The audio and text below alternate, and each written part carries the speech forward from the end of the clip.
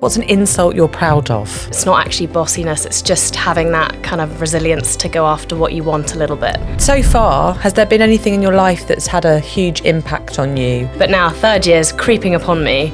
What am I going to do? What made you want to apply for the Endsleigh internship? Well, they've all got work experience, and what do I have? I went through probably between 30 and 40 internship applications.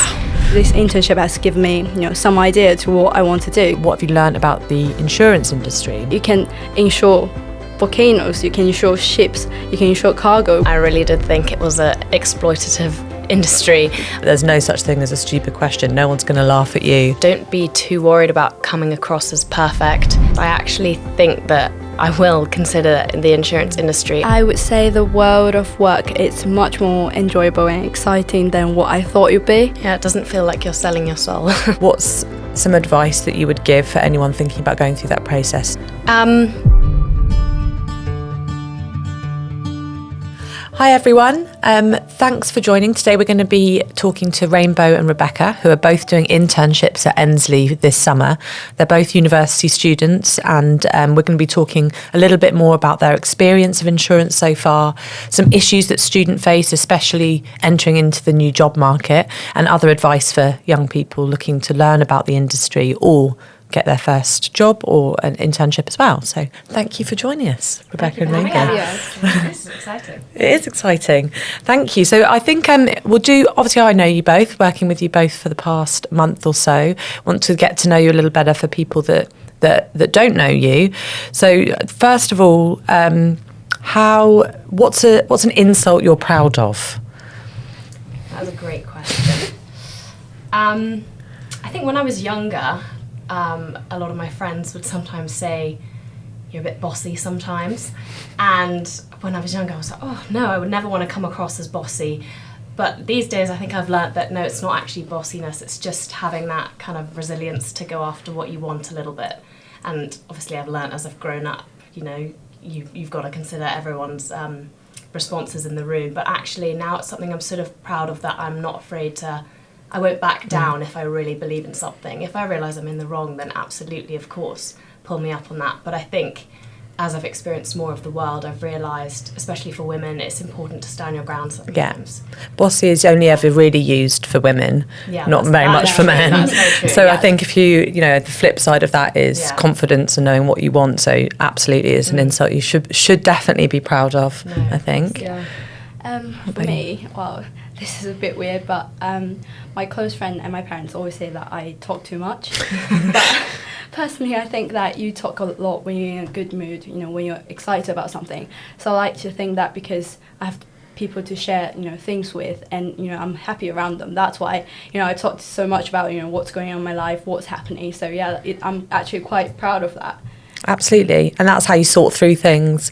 It's definitely useful in the world of work to be inquisitive and talking lots. So I think, another insight you should definitely be proud of. Neither of them sound bad to me. They're good things completely. And what, so far, has there been anything in your life that's had a huge impact on you, either education or otherwise, that's been a big sort of learning? For me, I don't think it's been a sort of groundbreaking learning for me, more just a subtle influence in my life. My family, obviously sound very British, but I actually have a South African family, and I lived there for about 4 or 5 years when I was very young. But I think just even having that connection to somewhere way outside of where I live now and where I've grown up and where I've been educated, it's just kind of always given me that little wider perspective. And I know there are people who I've gone to school with who have way more interesting backgrounds than I do, but even just having that slightly global perspective, I found has really, really helped me and just influenced my thinking so subtly when I look back now. And it hasn't been some sort of dramatic moment, but just that sort of subtle influence, I realised that actually it's been valuable and helped me in ways which I haven't really realised at the time. All the people around you shape who you are, exactly. Especially if they're not from directly in the vicinity or where the city you're in or anything like that, then it's super important to have those people around. What about you, Rainbow? Yeah, I would say studying abroad I went, I'm in Singapore when I was 10 years old, so I think my parents were the ones giving me the confidence, say, you know, you can go out, you can make your own decisions, you can do things. And I think one of my proudest moments was when I successfully applied for a visa for myself, because I was rejected the first time because I didn't include something. And, you know, when I got it back, I was like, oh my God, I can apply for visas now. I got a successful visa application. And I think it's things like that that build up my confidence, you know, to say that, you know, I mean, it's just visas, but, you know, I feel like I could get anything done, you know, if I can get this done. And then, you know, I can go out, I can, you know, for example, apply for my sixth form at in the UK. So because my parents don't speak English, and that's why I chose my own school. I came here, and I think that really gave me the confidence that, you know, you can do anything in the world. Yeah, that's huge. I mean, I know that the visa application process is not easy wherever you want to go in the world. It's something that people get full professionals to do for them. So you doing that yourself is definitely something to be proud of. I mean, I like to think that's my alternative career. Yeah. You know, if anything don't work out, I'll just apply visa for people. Yeah, or apply to sixth forms for people as well. That's great. You've mentioned a little bit about your background and upbringing. Would you like to expand a little bit on that? Just let us know kind of where you're from and where you went to school. I know you've been all around the world pretty much, and how you went and where you are now. Yeah, so I grew up in China. I was there for my primary school, and then just one day my dad decided that you should go somewhere else, you know, just see the world. And then he was like, do you want to go to Singapore? And I was like, yes, but I actually didn't know what Singapore was. Like, I have no idea of it as a country or anything, but I just said yes. And next thing I know, I'm like shipped off to Singapore. And, you know, I was there doing my secondary school, met loads of people. You know, it was, you know, they had an interesting culture over there because it's such a, you know, diversity, such a great mix. And then there was one day he just asked, do you want to go to the UK? And I was like, oh, I do know this country actually. I was like, oh yeah, that's fine too. And then I just chose my own school, came to the UK. And now I'm studying at Bath. I've just finished my second year doing psychology. That's amazing. And you were boarding, weren't you, when you were in the UK, sixth form? Yeah, and that's when COVID happened as well. Wow. So trapped and boarding. Well, actually, I was trapped with my host family. Okay. If you ever listen to this, I'm very grateful for, you know, I was trapped there for, you know, not trapped, we were locked down for 6 months. And yeah, we finished watching a like 160 episode series over there. So yeah, that's a good way to spend your time. It was a good time. Yeah. And what about you, Rebecca? What's your kind of where are you from? So my family is South African, and I spent a couple of years there when I was young. But we moved back over to the UK, and I've grown up in Gloucestershire. Went to school there, and I just finished my second year at Durham, which I'm loving, and now I suppose I'm now in the career exploring zone. It's I think a lot of people in their second year, you know, they turn around and they realise, okay, I had so much fun in first year, but now third year is creeping upon me. What am I going to do? What are my plans going to be? I'm lucky that I have older siblings who've kind of tread the path before me a little bit. So, I mean, I can imagine for the eldest or for only children, it can be a bit daunting. You know, you've got to be the pioneer and you've got to be the first one out the gate. So I've definitely learnt a lot from them. But I think today, especially with, you know, the challenges we've had with COVID, cost of living crisis for students, it's a bit of a crazy landscape out there, and everyone's juggling it in a different way. 100%. I think I can't imagine how difficult it would be. It used to be kind of if you didn't really know what you wanted to do, but you had the grades, you went to university, whereas now it's a much more calculated choice because there are so many other options and it might not be the best choice. Yeah. But why was it that you decided to go to university? Was it a decision you had to think through? Well, I'm not sure it really was a conscious decision. It was always just the given, you know. I think that the idea of getting a degree, and that was the way that you differentiated yourself, and hopefully it would be at a Russell Group uni and you'd get a 2-1 or a first if you're a really good student.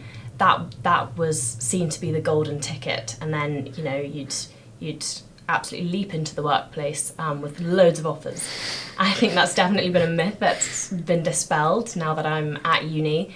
I think if I had my time again, I probably would still go to university, more for the way that it's taught me social skills. It's given me a foundation for life in terms of meeting people, which I think is so valuable and so important wherever you end up career-wise. But actually, the skills you learn in terms of how they help your career aren't what you think. They're not really your degree, unless you want to do something really vocational like medicine or engineering, where you really do need that specialised knowledge. I think university is now becoming, it has to be a conscious choice, because it's got a severe amount of debt attached to it. So you've got to weigh that up these days. So if I had my time again, I would still go for the way that it's added value to me as a person. But I think I understand why more people are going towards apprenticeships and going straight from school into the workplace, work experience. And I think that has a lot of value as well. But yeah, as I said, for me, I've enjoyed the people that I've come into contact with, the experiences that I've had beyond my degree, I think is what I value the most. There'll definitely be things that you didn't realise you honed through that degree, like you being completely in control on your own of deadlines and managing priorities, something that you'll have to do for the rest of your working life, and you don't really realise, but that's what you're doing at university level. What about you, Rainbow? What did you have to make a decision about university? Actually, I finished my sixth form, and I really enjoyed psychology because I had a great psychology teacher, and I actually wanted to become a researcher. So, just even beyond uni, I want to go, get a PhD and go into research, and that's why I decided, I'm going to take it up, go to uni and study psychology. But obviously now that has changed.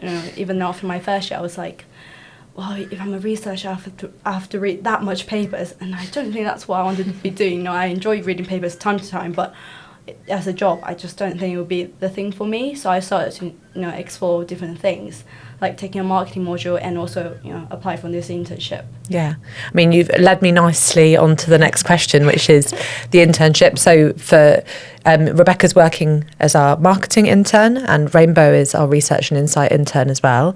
So starting with you, Rainbow, what made you want to apply for the Endsleigh internship specifically? So I think because I was at a time where, people are starting to get placement offers, and I didn't apply for a placement, and I was, starting to panic, like Rebecca said, it was the second year panic where you're thinking, well, they've all got work experience, and what do I have? So I thought, I need to do something about it. So I went to just search for, internship jobs, and I applied for a few, got rejected by a few. And I saw this post on LinkedIn. It was the Endsleigh's Research Insight.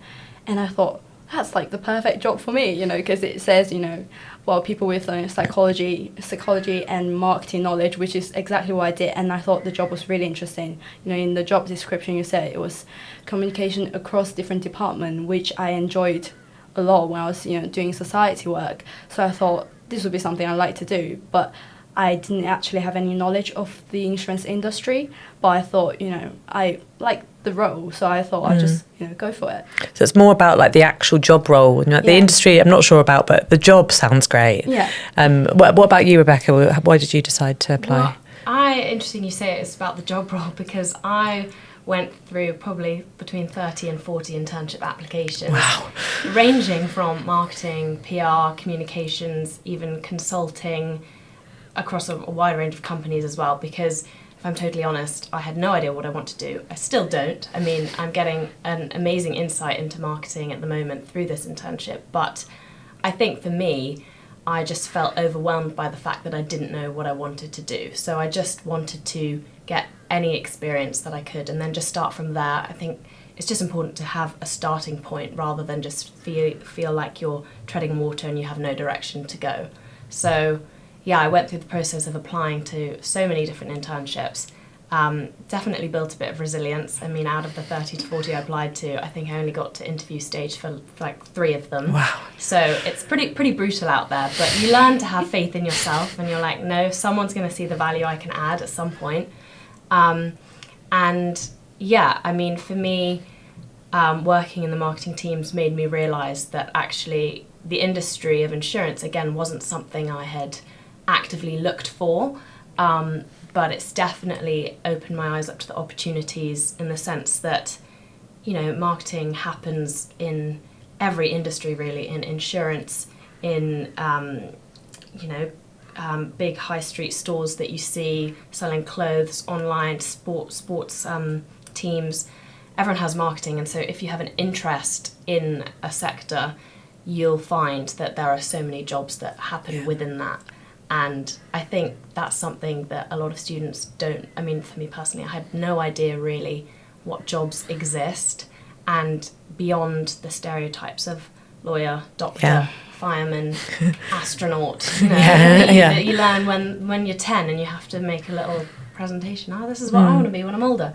The landscape's changed so much, and I think, it's important to just get out there, and then you realise, wow, there's a huge amount. And also, like some people have said before on this, you don't know the jobs that haven't even been created yet. Like you can't, it's going to change in the next 5 to 10 years. So it's not the end of the world if you don't fit into one of those brackets of lawyer, doctor, vet, whatever they might be, because there's something else there. You mentioned around applying to 30, I can't believe that, 30 or so internships. There'll be a lot of other people in that same position panicking or thinking, I need to get more work experience under my belt. What's some advice that you would give for anyone thinking about going through that process? Some tips and tricks you've learned about applying for an internship? I think it is, something that I have learned is that volume is important. You're not going to apply to 3 and magically get into all of them unless you're Einstein. So I think just accepting, look, this is a very competitive process. So many people want these spots, and a lot of the time, these online tests you're doing, these cover letters you're writing, it's so hard to differentiate yourself, but that doesn't mean that you don't have value. So when you get those rejections, just don't take it personally and just keep on going. And even if after the process you haven't actually secured anywhere, don't give up.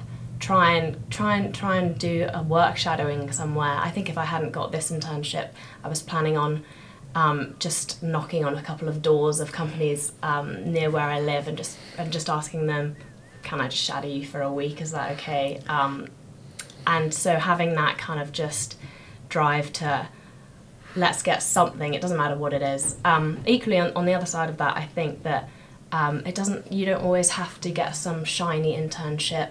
You can just go out and work at a hospitality event. That shows quite a good level of, you don't mind the nitty-gritty, and I think just on your CV as a young person, you just want to show a good attitude rather than a shiny, polished CV, really. Yeah, I would say on that as well, like once you're in, if you're doing a good job on the bar, for example, they might say, well, we know the person that does the marketing. Should we introduce you? It's doing something is better than doing nothing, isn't it? Yeah, and definitely. it helps. What about, from your perspective, Rainbow, about applying? I would say actually quite similar to what Rebecca said, because if it's the first time you're applying for a job, obviously you would take the rejection quite hard because, different from not passing exams, you would think, oh, I didn't study enough, or, it's just not good grades. But you would take it personally and think maybe I'm not good enough, or I'm just not as good as the other people applying for the job. And I think what's especially hard about internships is that there's not that many available, because it's not like placement where you get lots of company advertising on your university website. It's really hard to find for me when I was trying to look for internships in a particular sector like marketing and research. There's few to none. And within that few to none, there's huge competition. So I would say not to beat yourself up if you didn't get into anything, and take any other opportunity available, even like volunteering, or I would say any position in the society is particularly helpful because it helps you to develop your soft skills. You might not have the hard skill needed to become a data scientist, but you definitely can practice your interpersonal skills. Well, that was, I interviewed you, Rainbow, and that was a massive part of it, was that you you're problem solving because you're working, trying to organise events within a society at university. And I absolutely think that that's getting involved in anything that you think you're good at is huge, and developing those skills is a massive part of it. You'll enjoy it in the process as well, and there will be good examples for your STAR method when you're attending an interview. That's it. I also think, though, it can be daunting because, I mean, when you're in school, it's such a safe environment and you know exactly what the next step is. You choose your GCSEs, you do them, you choose your A-levels, then you go to uni, then you go get a grad job, and it just seems like this little ladder. But actually, there's so much more out there, and the more I experience of the workplace, I realise that a lot of people have very, very left field ways that they've entered into an industry, and if you want to go travel, go do that. If you want to go do a course in some really niche field, go do that, because that's all going to add to who you are as a person. And at the end of the day, I mean, from what I can tell, that's what employers value more than your grade or whatever it says on your diploma at the end of a degree. And I think having that, well, kind of managing that fear of, okay, now I actually have to decide for myself what I want to do, but having that kind of courage to be like, you know what, I'm gonna go away from the expected path, and I'm gonna do what feels right for me is important as well. I think that there's part of me that feels now that actually if you were en route for a first, but you could not be dedicating all your time towards getting that first and got a 2-1, but then were exploring other things you were interested in, that could potentially be more valuable, because you are then, you know, littering your CV with all these different experiences that you would have had and things you would have got involved in. So it's interesting to know that actually employers are looking for more, and not just only grades or even grades at all, but really the extra things, and to see your interests and personality as well, which is big. Do you know what you want to do in general, where you kind of want to go post university? Not really. I would love to travel and just see more than the little corner of the world that I've been in for the last 15 to 20 odd years. But beyond that, I know I would love to sort of be in a very vibrant city like London, and in a company which has just really great values and culture. I think for me that actually transcends a lot of the importance of the industry. I think that will sort of feed your soul a bit more in the job that you're doing, if you're in a company which has a culture that aligns with your values. But I'm very much at the stage where I'm just open to everything. I'm trying to be like a sponge and just absorb as much as I can, and hopefully I'll have a bit of a eureka moment. I'm really enjoying the marketing side of things, and I can see myself sort of starting off in that world. And then I think it's important to not put expectations on yourself and think, right, I'm going to go into a marketing job and then that's all I'll ever be. You don't know what's going to happen to you, where life will take you, and I think that's fine. But yeah, sort of for me currently, I think I'm just trying to learn as much as I can, and then I'll make the next decision as it comes. You can watch this back in 10 years' time and see what happened. Exactly. That'll be interesting. We'll watch it together. And what about you, Rainbow? Do you know what you want to be doing? My sort of plans for the future has changed multiple times over the past 20 years. You know, I wanted to be a scientist when I was really young, wanted to live forever. I'm pretty sure a lot of people would have had this, and then changed to researcher, and then wanted to do something in marketing. I actually applied for marketing internship at Endsleigh as well. Yeah, but I got rejected for that. Sorry.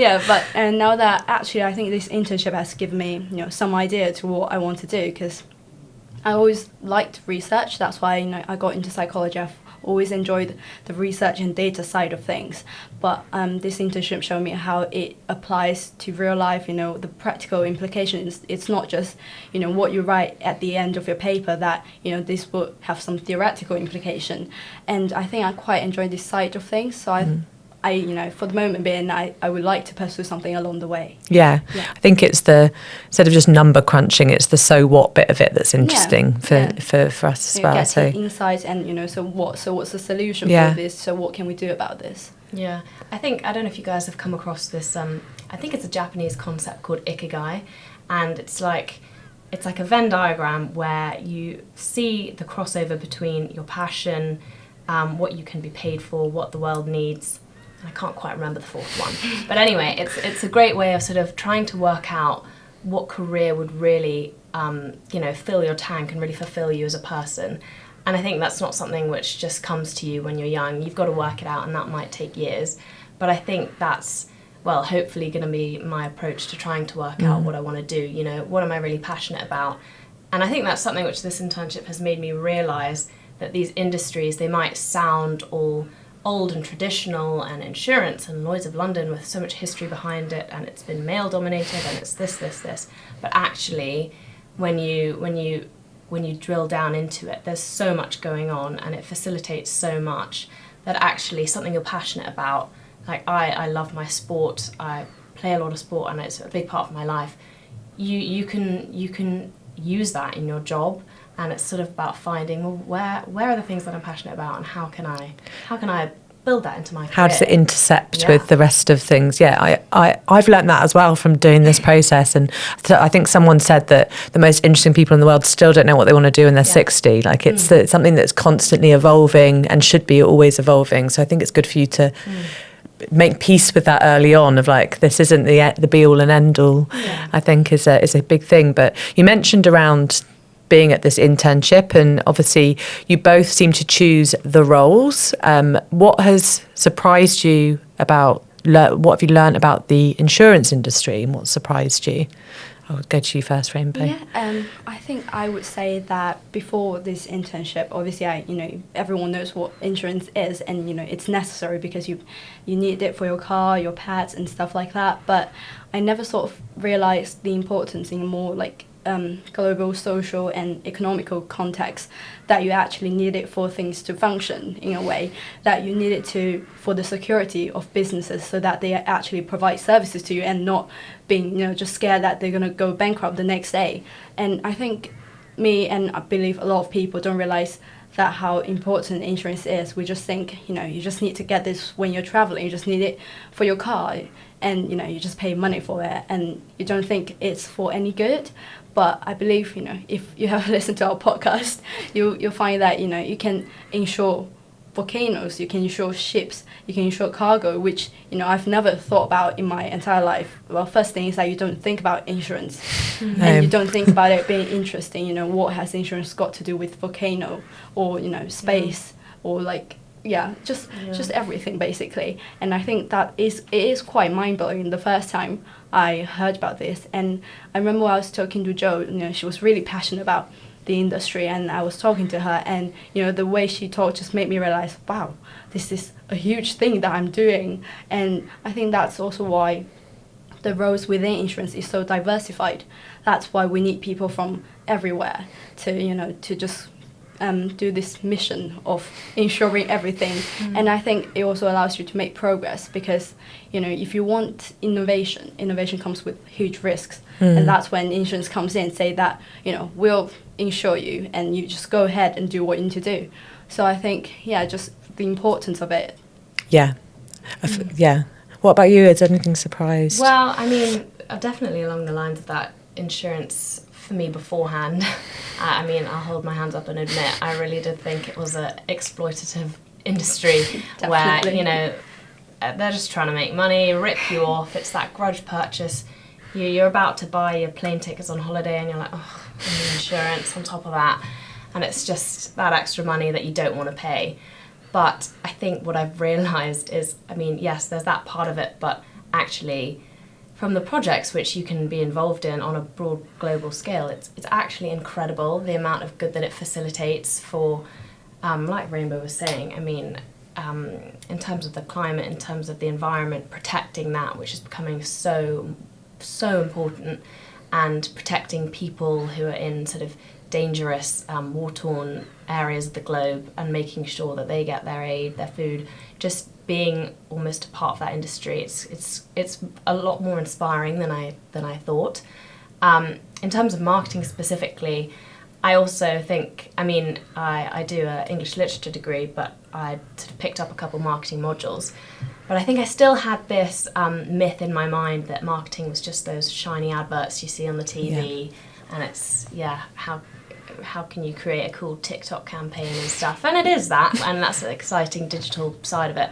But actually, it's a lot more about, how do we build this brand, and there's thought leadership that goes into it, and there's so much more behind the scenes of sort of pulling together different parts of the business as well, and it can be very cross-functional, which I think is something you don't really think about. You might think, okay, it exists in its little bubble, but actually, there's so many different departments you can come into contact with, and it really just teaches you more generally a couple street smarts, and you learn the office lingo, especially in this internship. You learn how to deal with people. And working in a team is always a lot of fun and teaches you a lot about others and yourself. Absolutely. I think that both of you, because research and insight is quite closely linked with marketing as well, I think that both of those internships, like you mentioned, are pretty much, you're almost like a service internally for all the sectors that we work in, and everyone, all the other teams. So is there something that you've learned about from office life, from working, from the internship rather than the industry?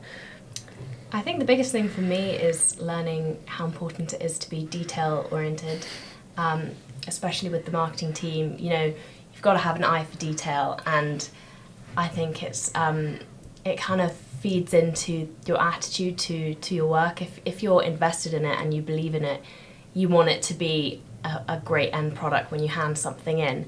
And even if you're asked to do a small task, making sure that you've done it to the best of your ability is something which I think when you're at school you can overlook a bit, because school, at uni, it's all very theoretical, but actually seeing your input go into something practical which is going to have an impact on a business, it's quite cool. It's pretty crazy, but it's quite cool. And so you want to make sure that you've had that mindset of, have I got these details right? Where can I scrutinise this to make sure it's the best it can be? And that's definitely something which has challenged me, but in a good way. Yeah, that's good. And what about you, Rainbow? What have you kind of learned?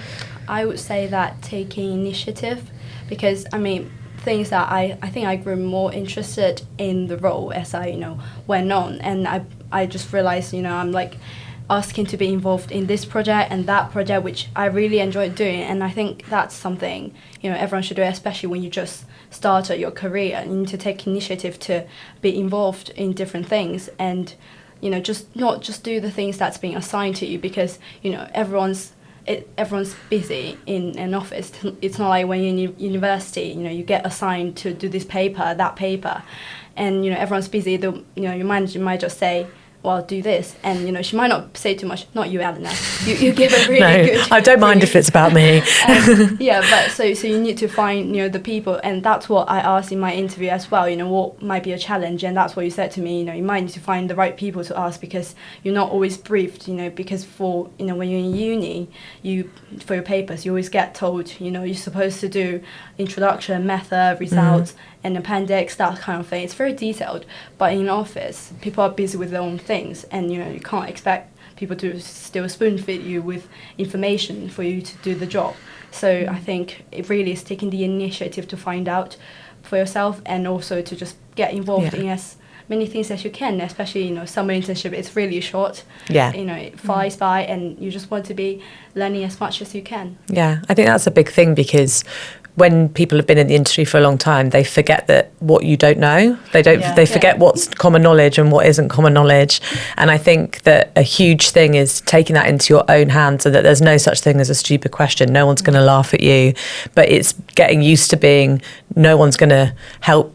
They're not there to support you almost, so you have to ask for it, which is quite a difficult thing to do at the beginning, and you can get yourself tied into knots by not knowing whether to ask or not, or where to go. But you're just thinking, maybe is it something I should know, but I don't. You just think about those for hours, and you'd be like, maybe I'll ask that, maybe I won't. Is there any advice that you'd give to someone that was about to start their internships? They've applied to 30, they've got one, but maybe don't fully understand what it is, or the industry especially. Is there any advice that you would give to someone? I think the main thing I'd say is, don't be too worried about coming across as perfect or having all the answers, because that's basically the point, that you don't have any of the answers. But equally, like you just said, you have to ask for help. I think often, we live at a day and age where young people feel a lot of pressure on them, and you can often kind of internalize that pressure as, okay, I need to do this so well. I need to be perfect. I need to present the most amazing project or contribution to this. But actually, it's better to admit that, you know what, I'm actually really struggling and I need to ask for help for this. And the biggest mistake that you can make is not asking for help, because people generally, 9 times out of 10, they're helpful and they're kind and they're nice. And unless you've got a horrible manager, they'll help you, you know, they want you to do well as well. So asking for help is really, really important, and it will actually make people respect you more than if you just suffered in silence.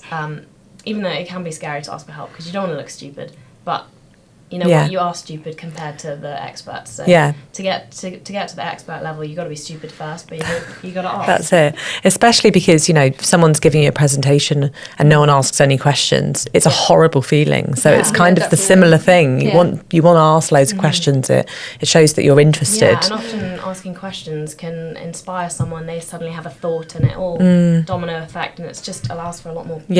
A better creative atmosphere anyway. That's it. Any advice that you would have, Rainbow? I would say similar things, you know, have a learning mindset that, you know, it's probably not mistakes that you're making, it's just, you know, you don't know what to do and you don't know how to do something. Because I remember when I, you know, first started and I was trying to figure out something in Power BI, and because I never used it before and I just had no clue. You know, it might just be a simple task, but, you know, you could have no clue because you haven't used it before.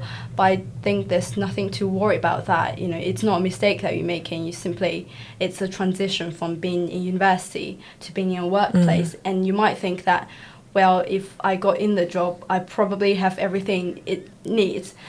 But I think most of the time you're learning along the way while doing your job. So I think not to worry that, you know, I'm supposed to know everything, and, you know, how come I don't know how to do this and that, and I have to ask Eleanor everything. And that will be fine. That's what I would say. Just don't be afraid of anything. And actually, I think people in your office are nicer than I thought, or maybe it's just Endsleigh, but yeah. Generally they are. Yeah, generally they are nice, and I think what quite surprised me is, as well as, you know, how they want you to grow as a person, you know, professionally and just as a person. So they would do anything to help you. Just ask for it. I mean, from our perspective as well, like you've got the internship. We don't want you to not succeed. That's the thing, is like everyone there wants you to do well. You've got there, you deserve to be there, and that's the biggest thing. So it's kind of taking it to the next step. And I know from previous interns, we'll see on LinkedIn when they get a job and everyone's talking about it in the office. So it's something that, like, it's a community where everyone wants you to succeed. So it's just about, you know, taking the ownership to push that forward. Just thinking about your roles, what's been the favourite thing that you've worked on or that you've been part of so far? And we'll balance that with the least favourite part of your working time. I'll start with least favourite. It's always better to talk about the better things afterwards. Least favourite, probably just admin of emailing, but you've got to do it, especially with hybrid working these days, you know, trying to get people to respond, and especially if there are deadlines coming up and you're really trying to get something sorted, that can be a bit of a dampener on the day. But again, like I said, it has to be done, and generally if you've got the right etiquette, which you learn quite quickly, people will respond. So that's probably my least favourite. But my favourite is probably kind of just seeing how something I know I mentioned earlier, but how something you've worked on then gets incorporated into something. I think because you know, university feels so theoretical, seeing something practically come to life is really quite exciting. And also, I mean, I've been working on projects where I've been allowed to be sort of creative and writing things, and kind of just starting from scratch. Wherever I want to take this piece of writing, I can take it there, and having that kind of freedom to make something your own before it gets, you know, taken away to be all, you know, spruced and pruned how it should be is really, really fun and kind of liberating. And I think I didn't expect that. I think I expected it would be very rigid, and here's your task, you do this, make sure you check these boxes. But it's nice to sort of see that freedom's still there, and then see how your work fits into the bigger picture.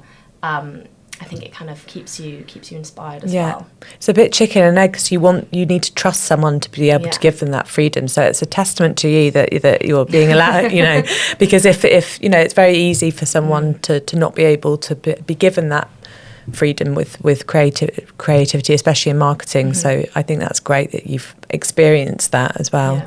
What about you, Rebecca? Yeah, I would say I actually like most part of my job, and like Rebecca said, we are given quite a lot of freedom, to just do our own things and pitch different ideas. And I think what I like especially is probably the survey bit and the data analysis bit, because that's where you get to see all the insights. If there's a problem, you design the survey first to find out what it is and how, what can we do about it. And then from the insight, you can learn a lot, what we're doing now is Student Happiness Index. So you get a lot of insights from the student population, even though I am a student, it's just different to look at it from the outside. And I think that's what's great about this job. And it's basically getting involved in everything, like all the different projects. So you take your initiative and get involved in different projects. And I think I just generally enjoy the part, meeting people, learning new things. There's always things that you can learn from just meeting different people. And, even if just sitting in meetings and listening to them, I think it's still great help. Yeah, but I think most of the time, I enjoy it. It's really helpful to know that you've been being able to write, especially as you're doing English and having that freedom to do that with a little bit of, emailing people, trying to organise things, and the same for you doing that analysis and being involved in the insight. And hopefully you'll both have things at the end of it that you can say, I worked on this as part of this machine almost, which is great. What's your kind of next focus as a student when you finish this internship? What were you going to be going on to do next? So I'll be entering my third and final year at university. So I guess the next stage is to try and start applying for some jobs, identify the sector I'm going to try and aim to get a grad job in. And I mean, as I go through this internship, marketing is looking like something I would love to do. So that's great that I'm starting to work it out a little bit. Are you going to go for 60 applications for the job? Maybe I will. That Excel spreadsheet would be crazy. But I think just starting to think about that. But also I think I am learning not to put as much pressure on myself for that process.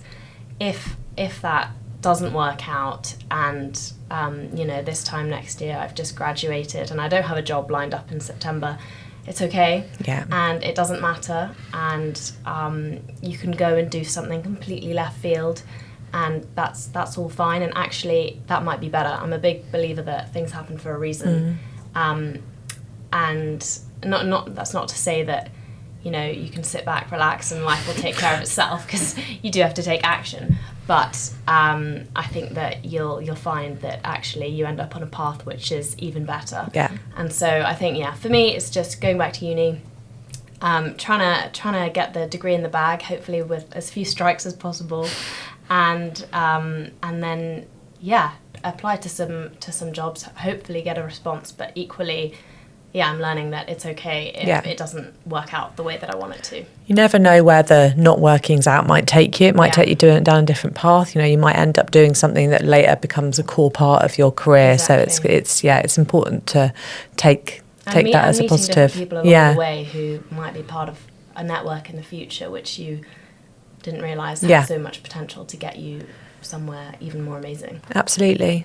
What about you, Rainbow? What will you be doing next? I think my dissertation, because I'm going to final year as well, so my dissertation will be a big thing for me, and I'm actually looking forward to it because I'm going to be doing like an experiment thing and then writing a report about it. And I think I'm settled on autistic traits and decision-making behaviour. So I thought that's quite an interesting bit that I never thought about before, and I'm going to be doing some research on that. And so I look forward to it's like a project really for the whole year. So I think that's going to be great. And also I'm thinking along the career path, looking for maybe part-time job that allows me to get more research experience or experience in marketing, and thinking about where I'm gonna be when I graduate, really, because I think I've been abroad for most of my life, at least half of my life, and it's time to think, do I want to be in the UK, do I want to be in Europe or somewhere else? So I think that's the next question. I would say for me as well, just to tie it back into insurance, I actually think that I will consider the insurance industry as somewhere where I will apply to. Honestly, before this internship, I would not have applied to insurance. I wouldn't have touched it with a 10-foot pole. Like, honestly, I would have avoided it probably. But now I think I will actively look for jobs within it because of how dynamic I feel that it actually is, and the different things that you can do with it. And I think that that's something quite exciting, and also will kind of challenge me to look into other industries which I'd maybe previously also disregarded or had preconceptions about. Absolutely. So I mean, that would be one thing I'd say, is just explode any expectations you have about an industry until you've had some experience in it, because it's likely to be very different to what you think. I agree. And sometimes the reason people don't talk about it is because it's a very well kept secret. And that it's the ones that they talk about loads probably not as shiny as they seem. So it's worth opening, your mind, especially, I mean, the insurance industry has a global reach. So if you're unsure of where you want to be, like choosing a company that has a global reach and you can move across the world, it might be a better option than kind of picking one city and being like, that's the only place. That's it. And just to kind of finish us off, I'd be interested to see how your opinion of the world of work in general, not just insurance, has changed since this internship. I think from what I've experienced, I think maybe, well, this could just be Endsleigh, but it's less hierarchical than I thought it would be. And I think, there probably are companies out there which are still very traditional and have those hierarchies, but I think there is a move towards kind of dismantling that hierarchy, and I think that's been really refreshing. I think, as a society, we are built in with all these hierarchies. Even at school and stuff, you have all of these levels of that person's got power, that person hasn't, and it's really refreshing to see the world of work become more collaborative. I mean, from the couple of weeks which we've been with you guys, seeing that people's voices matter and young people's opinions are valued is also quite exciting. And there's no sense of better to be seen and not heard, but actually, even though you're not the expert, you do still have some contribution to make, and I think that's something which is definitely changing as we become a more global world as well, where people from all walks of life are in the same room trying to solve a problem. And I find that really, really exciting and really refreshing as well. I think it's good as well for you to be going into whatever you do next knowing that you are valuable and you are valued, because I think that it would be such a shame if you came away from this being like, I'm just a low down intern. I'm just making tea. I've got no value. I think it's important for people to all feel like their voice matters. So it's nice for you nice to hear that from you. What about you, Rainbow? What's your kind of... I would say the world of work, it's much more enjoyable and exciting than what I thought it would be. At first I just thought, it's 9 to 5, you just go in there and then it'll be just, boring work stuff. You get assigned different tasks. And then if you do something wrong, your manager, boss probably just tell you off. That was my stereotypical impression of, working, especially in a corporate company where, you thought there would be strict rules and, hierarchies. But in Endsleigh, that's what I can say from my experience. I think it was great that I enjoyed almost every minute of my work, and that is much more fun than I thought. Come 5 o'clock, I'd be like, oh, it's 5 already, instead of what I thought would be like when you're attending a boring lesson, you'd be counting each minute till when it's class dismissed. That's what I thought about, just go into industry or just a role that you have passion or you're interested about, and that would give you much more pleasure, to go into work, 9 o'clock in the morning. You might hate the trains, but, once you get there, you're like, oh, I'm starting, I've got this new project today, and, it's all great. And I think, that's what's important. Yeah. Yeah, it doesn't feel like you're selling your soul. No, I mean, that's good to hear. I'd hope it didn't. I've also got to give a shout out to Ted, who is our third intern, who's not with us, but that sounds a bit ominous. He's busy, but he's our business development intern, and he, there's a range of different kinds of roles that you can be doing. I know that you guys are kind of adjacent with marketing and research and insight, but hopefully you guys have enjoyed the experience so far. I know we're definitely not done. We've been about halfway through. Halfway through, which is good. Better things to come. Yeah, the exciting thing hasn't started yet. Yeah, we've still got some projects to definitely finish off, haven't we? So that's good. But thank you so much for both coming in and giving your opinion. Hopefully this is valuable for anyone that is thinking about what they want to do, thinking about an internship. So thank you very much. Thank you.